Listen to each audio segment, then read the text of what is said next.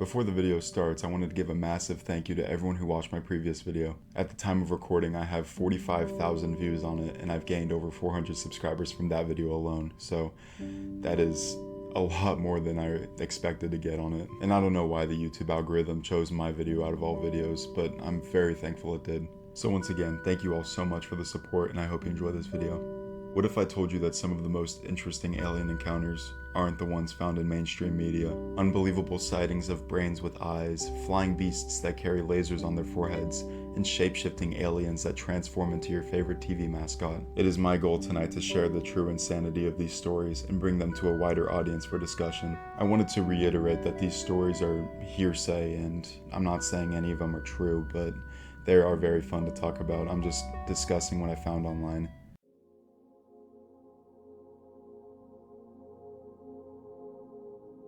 In 1951, pilot Fred Reagan was flying his Piper Cub over Georgia when he felt a mysterious force pull his plane upward, crashing it into an unidentified flying object. Finding himself suddenly inside the strange craft, he encountered three entities, roughly 3 feet in height, which he likened to giant, metallic stalks of asparagus. The hovering creatures, or perhaps robots, apologized to him for the accident. They gave him a quick medical exam and informed him that he was now cured of cancer, which he never knew he had. Fred was eventually found unconscious in a field without so much as a scratch, the wreckage of his plane nearby. Its engine was buried almost 6 feet into the ground, having fallen thousands of feet. 11 months later, Reagan died mysteriously of degenerating brain tissue, a symptom of overexposure to atomic radiation. Newspapers regarding the incident said authorities were unable to give an explanation.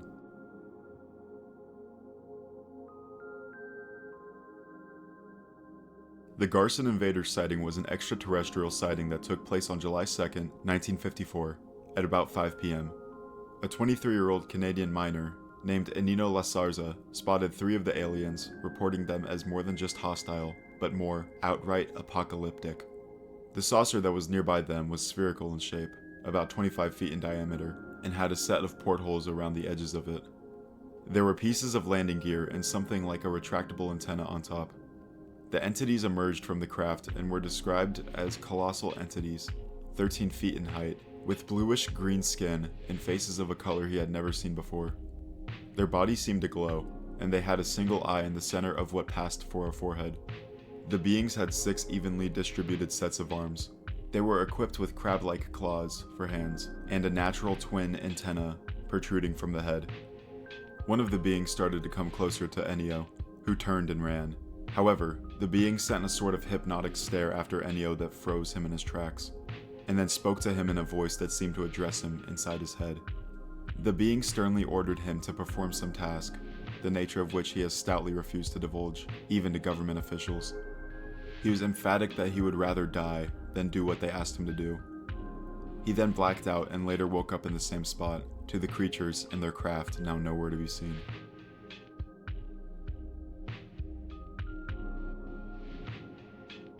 The Paciencia abductors sighting is an extraterrestrial sighting and abduction case that took place on September 15, 1977, in the town of Paciencia, Brazil. The witness was a 33-year-old bus driver named Antonio La Rubia.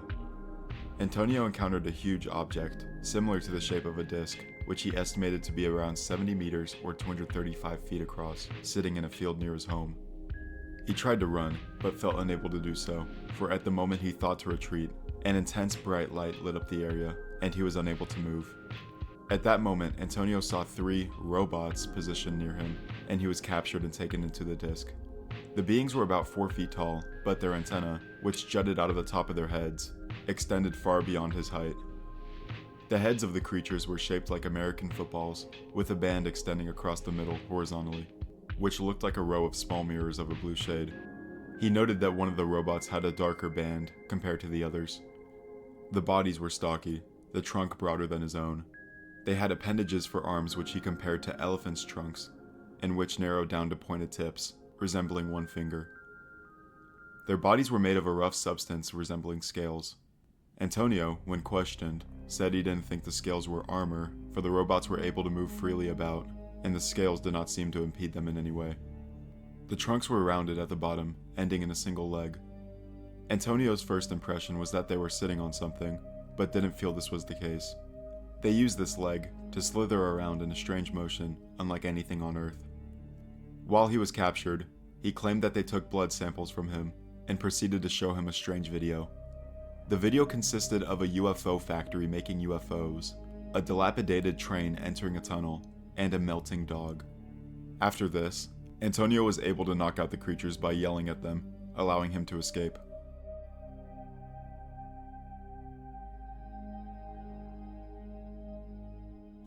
The Space Brains of Palos Verdes was a bizarre extraterrestrial sighting that took place on the night of August 17, 1971, in Palos Verdes, California.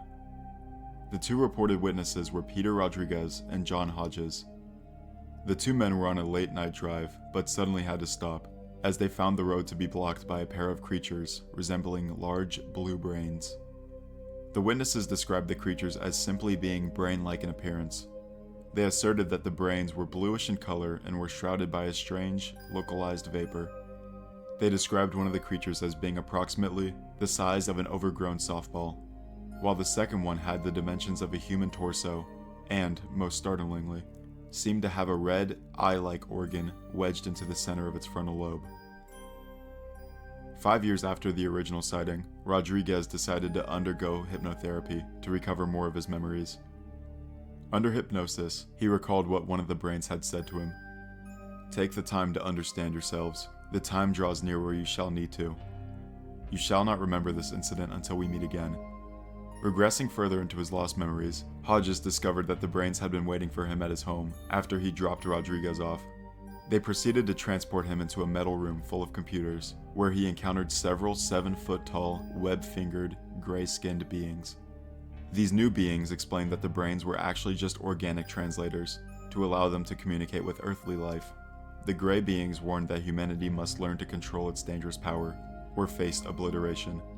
The creatures then began showing him images of nuclear destruction and pictures of other alien civilizations who had met a similar fate, before returning him to his car.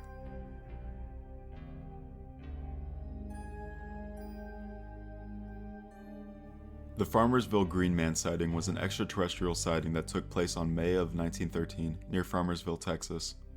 While chopping cotton one May morning, Clyde, Sid, and Sylvie Latham heard their two dogs barking in distress. The brothers ran to see what was bothering them, and found the dogs had cornered a small green man, which appeared to be made of rubber. Before the boys could absorb any more details, the dogs pounced on the creature, tearing it apart, and spreading blood and guts all over the place. Curiously, the little man did not respond to being seen by the boys, nor did it even move or cry when it was attacked by the dogs. The boys returned to their work but went back to the scene from time to time to see rotting remains and the dogs cowering from the spot. By the time their parents investigated, all traces had disappeared. Something else to note, however, is that the dogs were frightened by something throughout the rest of the day. The disturbing incident remained a family story until Sylvie's grandson related the story in a letter to the Center of UFO Research, a privately funded UFO research group founded in 1973. Sylvie Latham himself was later interviewed by Larry Sessions of CUFOS, but the transcript of the meeting has since been lost.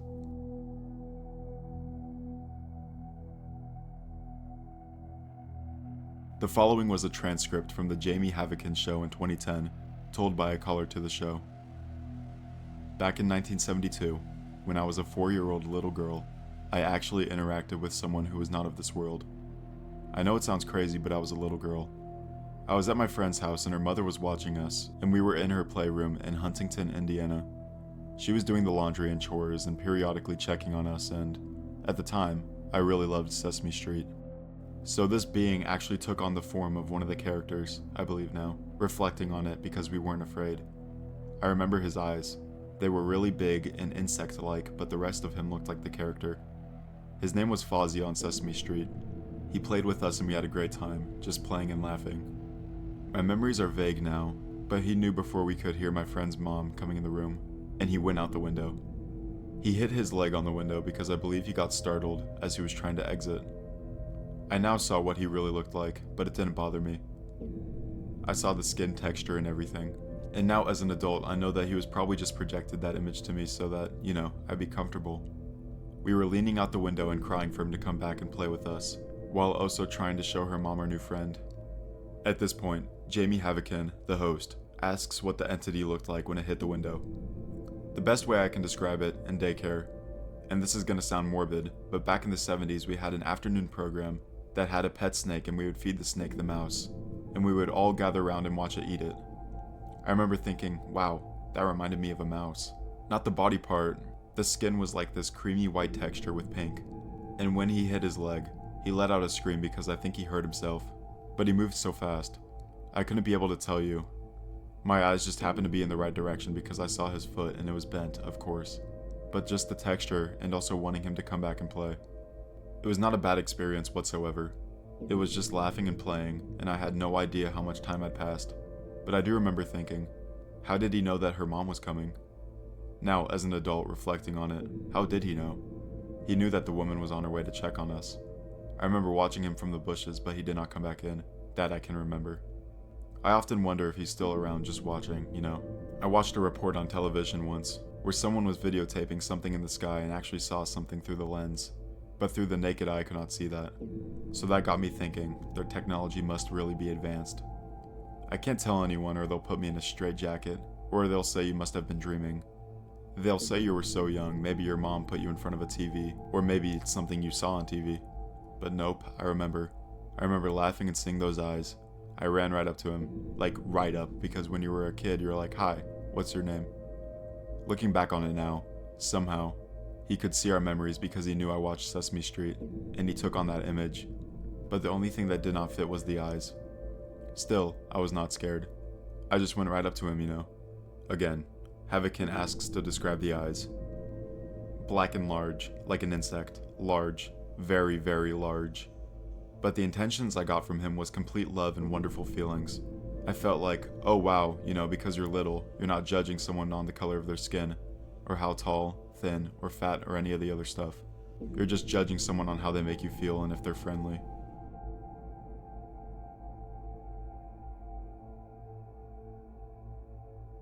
Over 100 years ago now, a strange creature was said to have paid a visit to the small town of Van Meter in Iowa. The strange events occurred in October of 1903. Several respected members of the community told of a mysterious winged creature that terrorized some of the town's residents during several nights in the course of the week.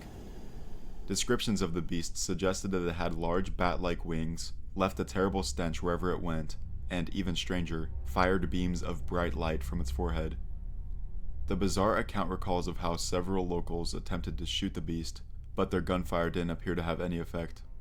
Fed up with the being, a group of townsfolk banded together one evening and pursued the creature to an abandoned coal mine. There they confronted not one, but two of the beasts, which both turned and disappeared down to the gloom of the mine as the men opened fire. These creatures were never seen again.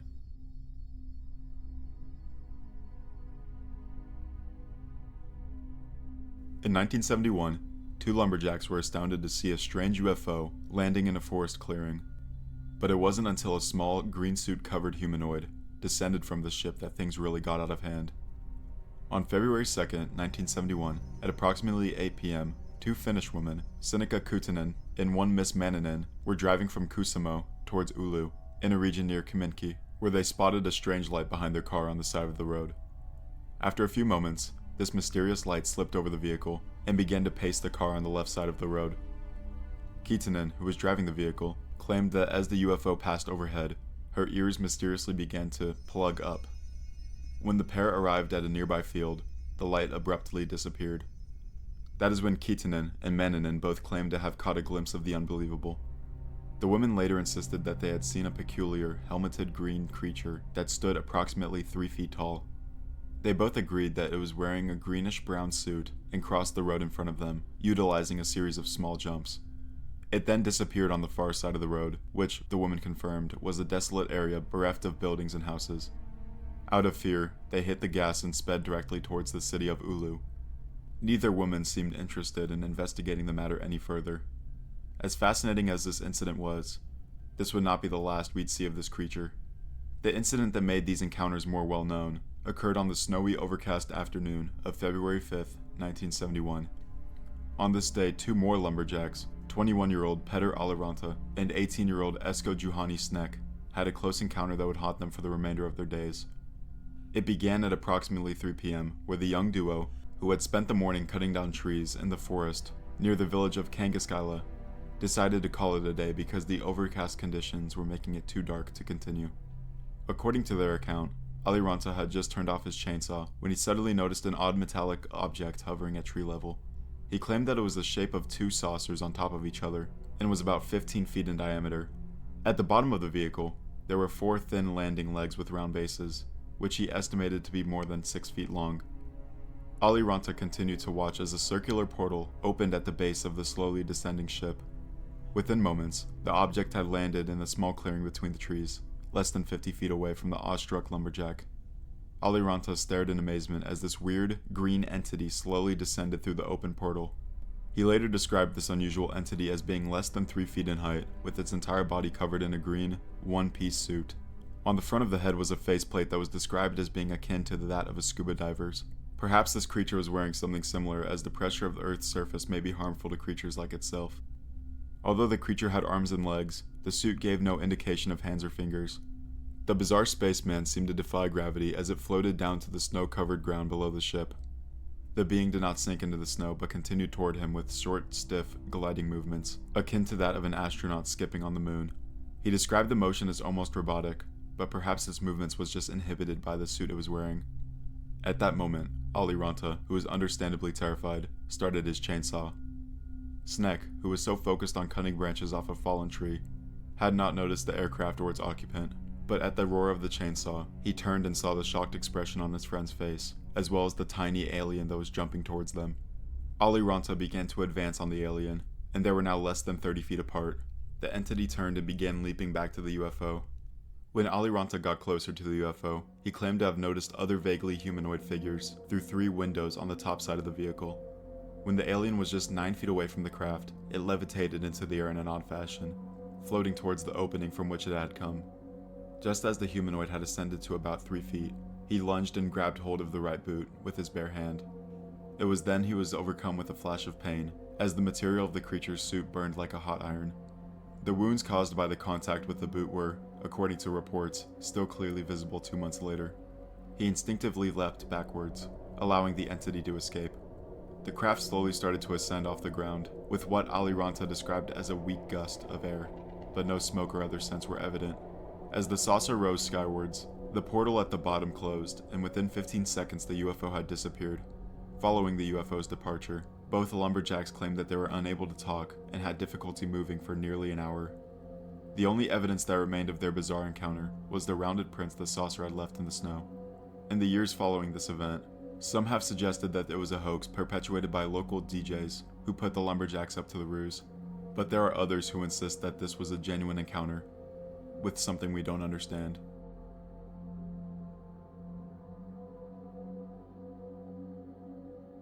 The Old Saybrook Blockhead sighting was an unusual sighting that took place on December 16, 1957, near Old Saybrook, Connecticut. Retired teacher Mary M. Starr reported that a bright light awoke her around 2 to 3 in the morning. Peering out her bedroom window, she thought at first she was looking at a downed airplane, until she realized that the object was hovering above her clothesline. Through the craft's large square windows, she witnessed 2 strange entities pass by one another, with their right arms in the air. Their featureless appendages had no hands, their heads were translucent cubes with bright red cores, and their rubbery bodies flailed out like skirts. She could not see if they had any legs, but guessed that they were less than 4 feet tall. As she watched, the windows vanished without a trace. A sparkling antenna rose from one end of the craft, and the entire ship began to glow for several minutes.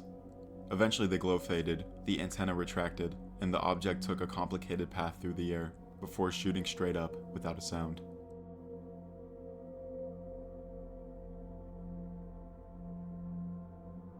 The telepathic football was a very bizarre cryptid, reportedly sighted on January 12, 2002, by Gene F. and Nelson C., residents of one of the neighborhoods in the central area of Villa San Rafael, in Calama, Chile. It all began when Gene noticed that his pet snake escaped from its cage. His friend Nelson noticed it was gone, so they began looking for it outside. They recall how half an hour before, their 2 dogs strangely began to howl and cry. They searched for the pet snake together when suddenly, at about 30 meters from where they stood, they saw what appeared to be a stray dog. They immediately picked up rocks to throw at it to avoid it from attacking them. However, to their surprise, the animal stood there. motionless and fearless. It didn't get scared, nor did it run away, as ordinary dogs normally do. Shortly afterwards, the strange animal began to move towards them. The movements it made as it walked were very strange. It used 2 legs at a time. It made very small and short leaps like a rabbit. Suddenly, it stopped and it stood on 2 legs. The teenagers began to feel some sort of energy. It was like an electrical shock in the stomach, they said. It later walked on its hind legs again, making a loud dragging noise, making small leaps and only moving one of its legs. They thought it might have been hurt after they threw rocks at it, but then they noticed the weird shape of the animal. It was like a rugby football with legs, one of them said. Nelson was mesmerized as he stared at such a strange-looking animal. According to him, its head was like the one of a large dog, and it had a flat nose like a bulldog. Its eyes were slanted and pale red in color, which could only be seen when the creature turned its head from side to side, like small lizards do. Its ears were flat, round and large. Its arms were short, they had elbows, and the hands had 3 fingers. It had hair like one of a wild pig. Its legs were like ones from a goat. Its feet had 3 toes with a membrane similar to a duck's. He does not recall seeing nails because the grass was covering the tip of the fingers. On its curved back, they were able to notice a spinal section covered with amounts of even thicker hair. According to the teenagers, the thicker hair grew in small separated sections down the spinal area that pointed upwards. Most of the hair on the animal was gray, but the tail had a white tip. The tail appeared to be 3 times thicker than the one on a dog, but it was very short. It was about 5 centimeters in length. While the boys were staring, Nelson claimed to have heard a voice that wasn't his in his head saying, "Stop staring, and get away." The boys ran back to their house after this. These testimonies were taken separately from the teenagers, and yet, both accounts were accurate and lined up perfectly. As always, if you've made it to this point in the video, thank you so much for your support. It truly means a lot, and I hope to see you next time.